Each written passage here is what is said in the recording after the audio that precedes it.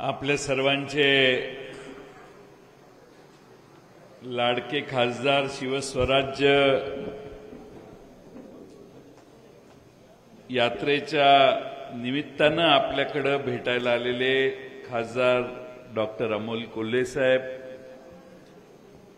ज्यांना आपण 2 महिन्यापूर्वी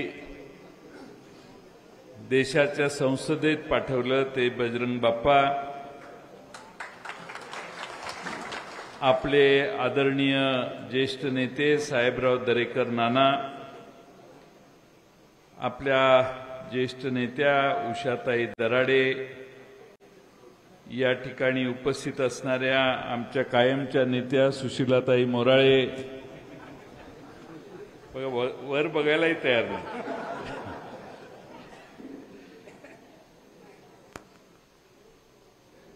आपल्या सर्वांचे लाडके युवा नेते मेहबूब शेख, विद्यार्थ्यांचे महाराष्ट्राचे अध्यक्ष सुनील गव्हाणे, ज्यांनी महाराष्ट्राच्या वैद्यकीय विभागाच्या सेलचं राष्ट्रवादीचं काम अनेक वर्ष सांभाळलं, ते डॉक्टर नरेंद्र काळेजी, आमची युवा नेती पूजा मोरे, व्यापारी सेलचे महाराष्ट्राचे अध्यक्ष श्रीयुत नागेश फाटे साहेब, आमच्या ॲडव्होकेट हेमाताई पिंपळे, अण्णासाहेब चौधरी, राम खाडे, श्रीराम मुंडे, विष्णुपंत घोलप, अमोल तरटे, इक्बाल पेंटर, अशोक बेदरे, संजीवनीताई देशमुख, शिवभूषण जाधव, परमेश्वर शेळके, रिहाना पठाण, अनिताताई वाघमारे, राजेंद्र शिंदे, व्यासपीठावरील सर्वच मान्यवर, आपल्या आष्टी पाटोदा विधानसभा मतदारसंघातले सर्व कार्यकर्ते आणि या भागातले मतदार बंधू भगिनींनो,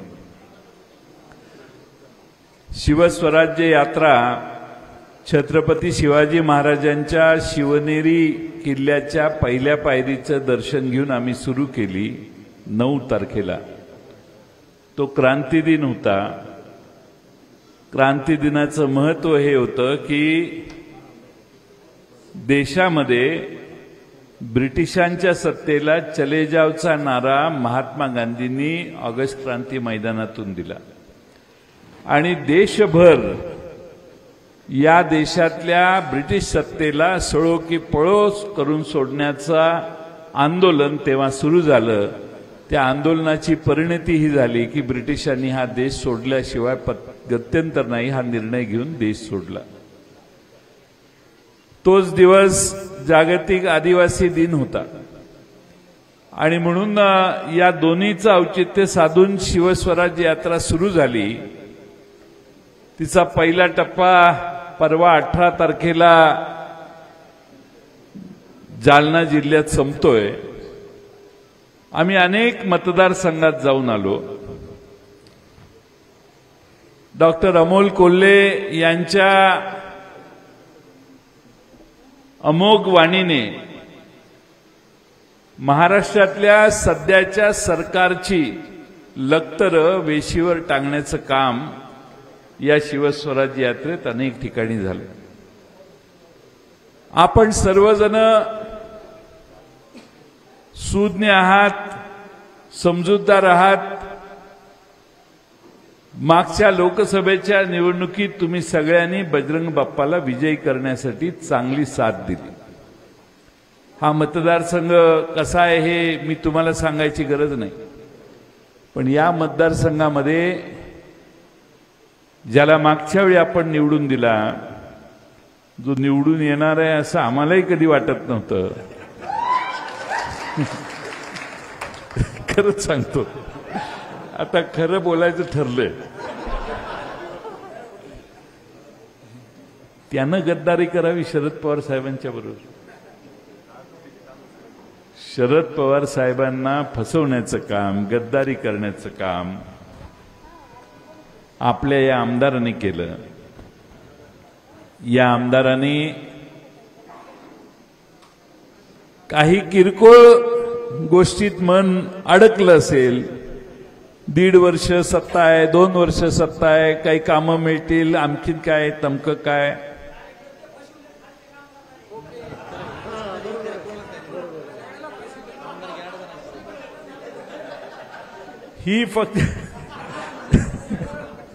ही फक्त आष्टीची शोकांतिका नाहीये. 40 जणांनी गद्दारी केली, त्याने प्रत्येकाच्या मतदारसंघात हीच परिस्थिती आहे. कार्यकर्ते एका बाजूला आणि नेते एका बाजूला, अशी परिस्थिती महाराष्ट्रात आमच्या ह्या सगळ्या मतदारसंघात झालेली आहे.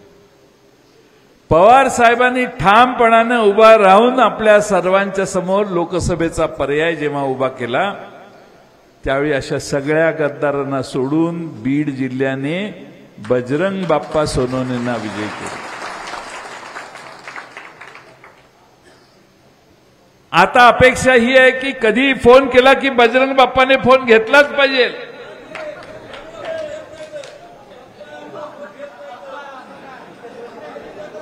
लोकसभेत गेल्यानंतर फोन बंद असतो, एवढं लक्षात घ्या.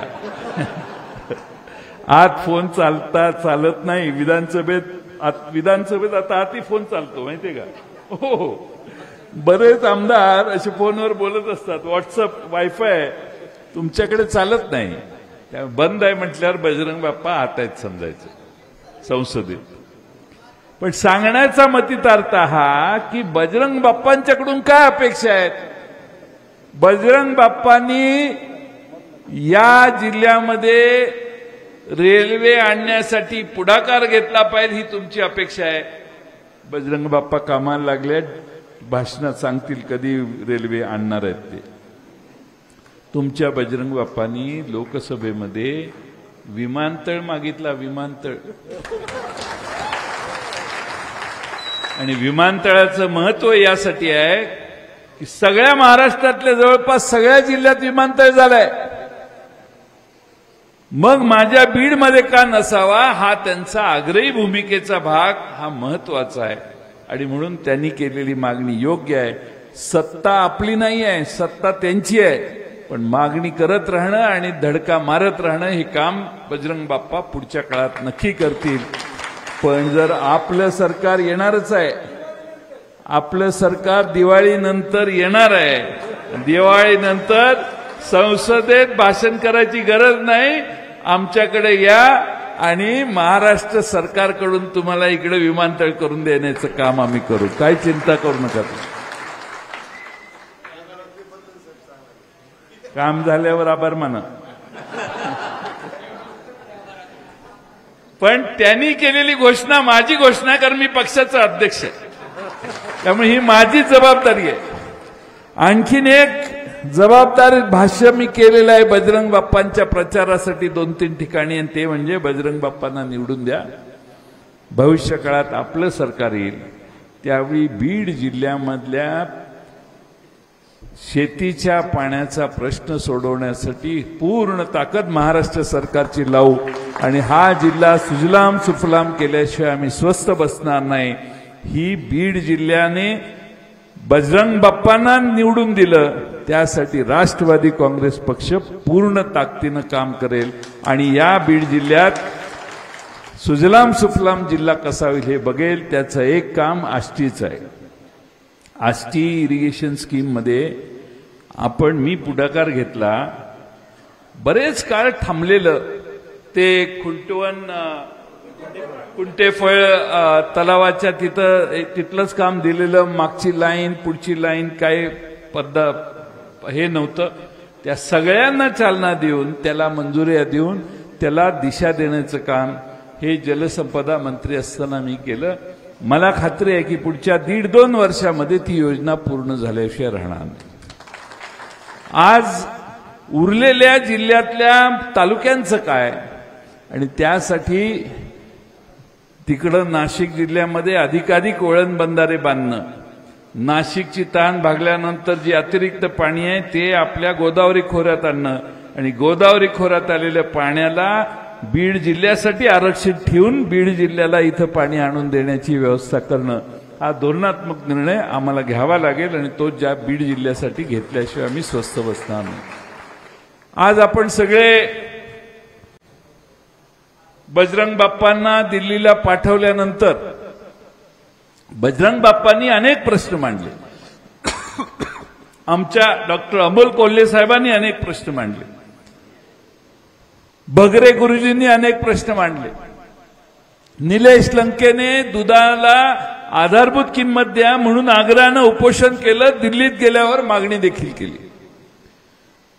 मी आम्हाला प्रत्येकाला भाषणात आम्ही सगळीकडे सांगायचो की आमचे निवडून आलेले सगळे खासदार दिल्लीत गेल्यानंतर महाराष्ट्रातल्या शेतकऱ्यांच्या हिताची बाजू त्या ठिकाणी घेण्याचं काम करतील. आणि मला अभिमान आहे की आमचे सगळे खासदार सुप्रियाताई सुळे आणि डॉक्टर अमोल कोल्हेंच्या नेतृत्वाखाली हे जे सगळे नवीन खासदार निवडून गेलेले आहेत ते अतिशय प्रभावीपणाने लोकसभेत बोलतात, आपलं म्हणणं मांडतात आणि पूर्ण ताकदीनं आपली म्हणणं मांडल्यामुळं अनेक प्रश्नांना वाचा फुटते, गती मिळण्याशिवाय राहणार नाही हे प्रश्न सुटण्यासाठी, असा माझ्या सगळ्यांचा माझा विश्वास आहे. आज खरं म्हणजे आम्ही शिवस्वराज्य यात्रा आणली आहे ती महाराष्ट्राच्या विधानसभेच्या बाबतीत आपण एकत्रित एकसंघपणाने लढण्यासाठी आणलेली. आणि ही शिवस्वराज्य यात्रा सगळ्या मतदारसंघात जाते. आम्ही सर्व ठिकाणी महाराष्ट्रातल्या प्रश्नांच्या विषयी लोकांना जाणीव करून देण्याचं काम करतोय. आमची यात्रा साधी यात्रा आहे. आमच्या यात्रेत झगमगाट नाहीये, आमच्या यात्रेत भगभगाट नाहीये. आमची यात्रा ही सामान्य जनतेच्या हृदयापर्यंत पोचणारी आमची यात्रा आहे. आणि त्यामुळं आपल्या सर्वांना या महाराष्ट्रामध्ये काय चाललंय हे लक्षात आलं पाहिजे. सध्याचं सरकार टेंडर काढणे, त्यातनं कमिशन काढणे ह्याच्या पलीकडे काही करत नाही. लोकसभेच्या निवडणुकीच्या आधी या सरकारने 6 टेंडर 6 रस्ते केले, हातात घेतले 90,000 कोटी रुपयाचे. आणि त्यामध्ये एक रस्ता इथनं जालन्यापासून नांदेडला जाणारा 11,000 कोटीचं टेंडर त्याचं 15,000 कोटीला चाललंय. 11,000 कोटी एस्टिमेट यांनीच केलेलं, पण जायला लागले टेंडर 15,000 कोटीला. 1 किलोमीटरला 83 कोटी रुपये खर्च करणार आहे. अलिबाग पासून विरार पर्यंत जाणारा एक नवा कॉरिडॉर सुरू करतायत 96 किलोमीटरचा. 20,000 कोटी रुपये एस्टिमेट आहे. 26,000 कोटीला टेंडर चाललेलं आहे. 20,000 कोटीचं काम 26,000 कोटीला कधी ऐकलंय? ऑडिट होईल, ऑडिट लगेच. कॉम्पिटिशन नाही, काय नाही. तू हे घे, तू हे घे, तू हे घे, तू हे घे, तू हे घे. 6 जणांना 6 वाटायची, 6 जणांनी सगळीकडे टेंडर टाकायची आणि सोयीच्या लोकांना सोयीच्या ठिकाणी आधीच दर ठरवून टेंडर देण्याची व्यवस्था जर होत असेल तर महाराष्ट्राची लूट किती चालली आहे याचा तुम्ही अभ्यास करा. आज आपण कर भरणारी लोक, एका बाजूने तुम्ही आम्ही महागाईला तोंड देतोय. जीएसटी 18%, 28%, 24%. आमच्या पोराला मोटरसायकल घ्यायला गेलो तर आम्हाला 28% जीएसटी भरायला लागतो. 4 चाकी गाडी घ्यायला गेला एखादा तर 28% जीएसटी अधिक 25-30% सेस, 50%वर जातो सगळे बोजा. ही आज महाराष्ट्रातल्या कर व्यवस्थेची अडचण आहे. आणि म्हणून महागाई 80 रुपयाची वस्तू आधीच 100 रुपयाला झाली आहे. त्याच्यावर ह्यांचा कर जीएसटी 24%, 18%, 12% आणि 28% नेलेला आहे. आणि म्हणून महाराष्ट्रामध्ये प्रचंड महागाई आहे. त्या महागाईला सामान्य माणूस तोंड देतोय. शेतकऱ्याच्या पदरात काही पडत नाही. पीक विम्याच्या संदर्भात ठणठणाट आहे. शेतकरी सतत मागणी करतोय की आम्हाला पीक विम्याची मागणी द्या, पैसे द्या.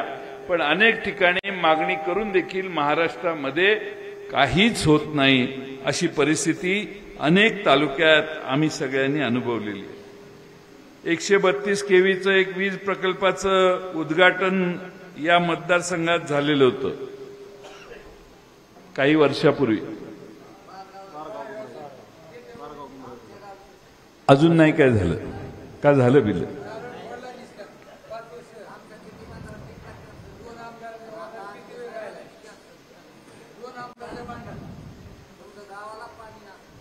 आता आपण हे लक्षात घ्या की फसवणूक करणाऱ्या माणसांच्या मागे इथनं पुढे जायचं नाही.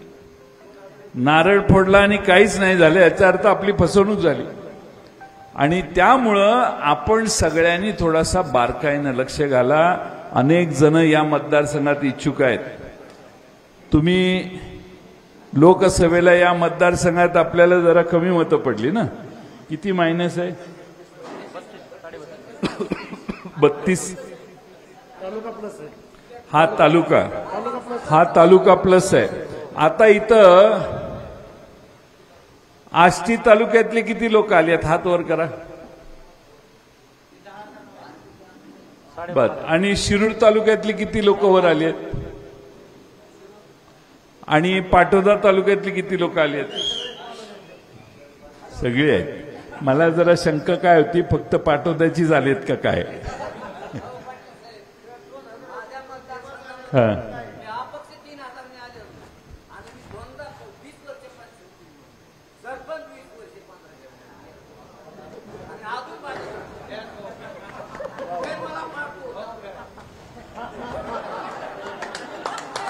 त्यामुळं आपण सर्वांनी, माझी कळकळीची विनंती आहे, माझ्यानंतर अजून 2 भाषणं होणार आहेत आणि आमच्या उषाताई दराडेंनाही भाषण करायचं.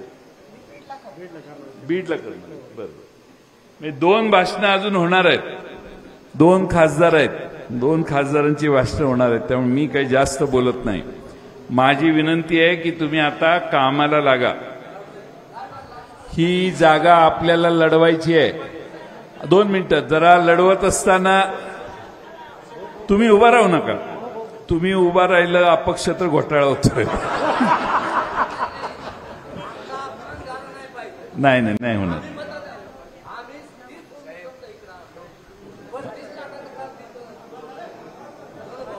आणि म्हणून माझी आपणाला विनंती आहे की आपण सगळ्यांनी जरा कामाला लागा. तुमचं मगाशी एक भाषण झालं, तुम्ही ऐकलं की नाही, की आमच्यापैकी कुणालाही द्या, बाहेरून कुणाला आणू नका. आहे ना? मी लय लक्षपूर्वक भाषण सुशीलाताई मोराळ्यांचं ऐकलं आणि परत तुमचंच ऐकलं भाषण. तर ते करायचं असेल तर तुम्ही तुमची एकत्रित वज्रमूठ एकत्रित करा. आता काय, प्रत्येक जण रेसमध्ये पळायला लागला तर घोटाळा होतो. लोकांना विश्वास येण्यासाठी तुम्ही आधी सगळे एकत्रित बसा. दरेकर नाना सगळ्या इच्छुकांना घेऊन एकत्रित बसा. एकमत करायचा प्रयत्न करा. 5-6 जण मागत असतील तर 3वर आणा, 2वर आणा.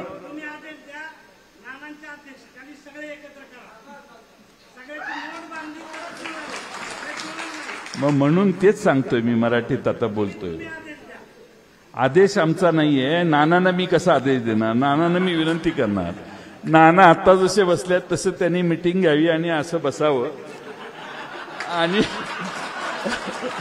आणि नानांनी काही बोलू नये. इच्छुक जे सगळे समोर नाना बसलेत की नाही, त्यांच्यात एकमत होईपर्यंत उठायचं नाही. जे काही 4-5 बाकी कुणाला घ्यायचं नाही. सगळ्या इच्छुकांना घेऊन बसायचं 4 तास 5 तास. शेवटी असं आहे की सीट आपल्यातनं एक उभा राहिला तर 100% सीट निवडून येईल असा मला विश्वास आहे. आपण पवार साहेबांना मागचा आमदार दिला, तो तुम्ही सगळ्यांनी प्रयत्नाची शिकस्त केली म्हणून ते शक्य झालं. यावर्षी देखील तुम्ही आपल्या सगळ्या आष्टी विधानसभा मतदारसंघाने एकसंघ होऊन पवार साहेबांच्या मागे ताकद उभा करण्याचं काम करा. भविष्य काळात महाराष्ट्रात आम्ही अनेक ठिकाणी जाऊन आलो. आपलं सरकार येणार आहे.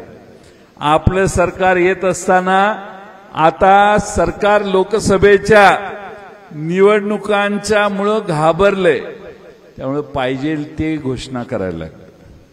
म्हणाल त्या घोषणा सरकार करतंय. आणि त्यामुळे तुम्ही सगळ्यांनी सावध व्हा आणि सावधतेने एकसंघपणा करा. काही लोक आपल्याला मगाशी आमच्या राम खाडेंनी भाषणात सांगितलं, त्यांनी राम खाडेंनी अनेक गोष्टी उजेडात आणल्या. त्यांनी उजेडात गोष्टी आणल्यावर सरकारने कायदा बदलून नवा कायदा आणला आणि काही लोकांची पापं दडवण्यासाठी कायदा बदलून नवा कायदा आणला आणि काही लोकांनी देवस्थानाच्या जमिनी लाटल्या, त्या परस्पर विकल्यानंतर वर्ग 2चं 1 करताना त्याला जो 50% हे भरायचा असतो, काय नजराना, तो न भरता गुन्हा केला. त्यासाठी सरकारने कायदा आणला आणि 5% रक्कम भरली तरी चालेल असा कायदा केला. म्हणजे सरकारच देवस्थानाच्या जमिनी, आतापर्यंत आम्ही म्हणत होतो काही आमदार देवस्थानच्या जमिनी लाटतायत, पण आता सरकारच हिंदू धर्माच्या देवस्थानाच्या जमिनी लाटायला महाराष्ट्रामध्ये कायदा करून द्यायला लागलेली आहे. आणि वर्ग 2ची 1 करताना 5% करा, पण देवस्थानाच्या जमिनी करताना त्या कायद्यात त्याचा अंतर्भाव होता कामा नये. आमचा विरोध आहे. ते हिंदू धर्माच्या देवस्थानाची जी जमीन लाटण्याचं काम झालं, ज्याच्यावर विधानसभेत आम्ही बोललो, ज्याची चौकशी करायचं महाराष्ट्राच्या महसूल मंत्र्यांनी उत्तर दिलं, पुन्हा 2 महिन्यात चौकशी करतो म्हणून उत्तर दिलं, पुन्हा आठवण केल्यावर नाही होतच म्हणून सांगितलं, त्याला शेवटी कायदा बदलून, म्हणजे राम खाडेंचा दणका किती मोठा आहे बघा. सरकारला झक मारत कायदा दुरुस्त करून त्यांची बाजू मांडावी लागली. पण मी तुम्हाला सांगतो, सरकार पुन्हा ज्यावेळी येईल ना आपलं, त्यावेळी हे सगळं उडकून काढून मुळापासून पाळमुळं काढण्याचं काम आमचं सरकार करेल. जे देवस्थानाच्या जमिनी लाटण्याचं पाप ज्यांनी केलंय त्यांना देवच प्रायश्चित्त दिल्याशिवाय राहणार नाहीत. जाता जाता एकच सांगतो,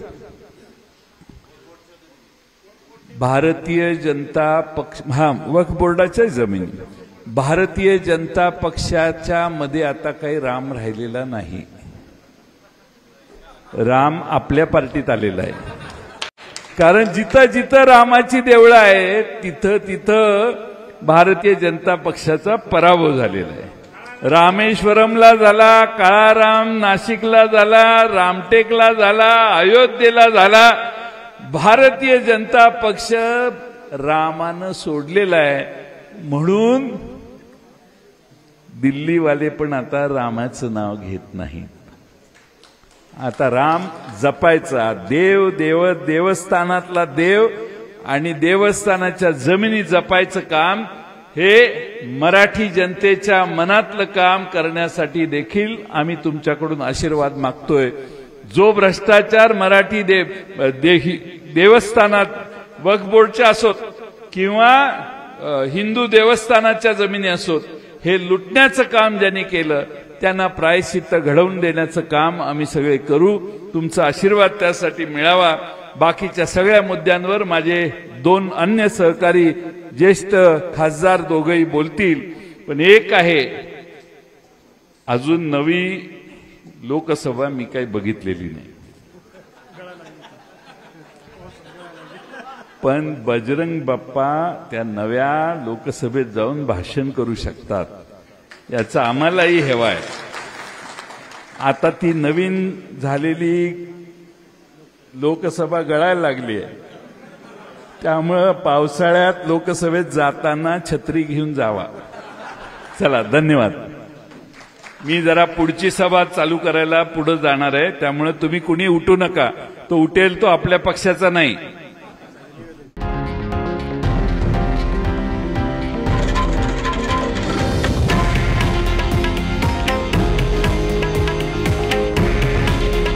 हे आहे देशातील नंबर 1 न्यूज नेटवर्क आणि आपण पाहत आहात TV9 मराठी. काळजी तुमची, हित महाराष्ट्राचं.